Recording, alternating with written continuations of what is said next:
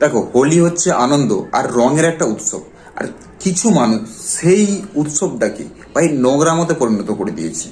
এই যে ভিডিওটা দেখতে পাচ্ছ, এখানে রাস্তা দিয়ে একটা নাবালক মেয়ে সেটাকে পেরিয়ে যাচ্ছে, তাকে জোর জবস্তি ভাই রং মাখায় এবং তার মানে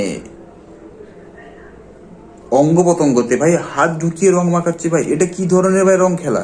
ভাই এটা কি ধরনের রং মানে নোংরামো চলছে? ভাই হোলি নামে এরা নোংরামো করছে। ভাই প্রথমত হচ্ছে এদেরকে আগে আইনের আওতায় আনা হোক, এদেরকে উদ্যম এদেরকে পেঁদানো হোক। ভাই হোলি যেখানে মেয়েরা চিৎকার করছে, বাকিরা সবাই দাঁড়িয়ে ভাই হাসছে।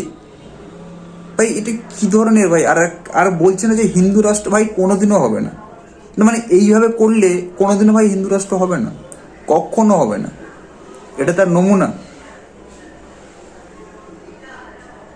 ভাই এটা রীতিমতো হিসেবে মতো রেপ করছে। ভাই এটা রীতিমতো রেপ ছাড়া কিছু বলা যাবে না। একটা জোর জবস্তি মেয়ের গায়ে ভাই এইভাবে কে করে? ভাই এটা কি ধরনের খেলা? ভাই একটা আনন্দ উৎসবকে, রঙের উৎসবকে, সেটাকে মানে নোংরামো পুরো এমনভাবে করছে ভাই। এই কারণে, সত্যি কথা বলতে এই কারণে আমাদের হিন্দু ধর্মের উপরে না অন্য ধর্মের মানুষ আঙুল তুলে তাকায়।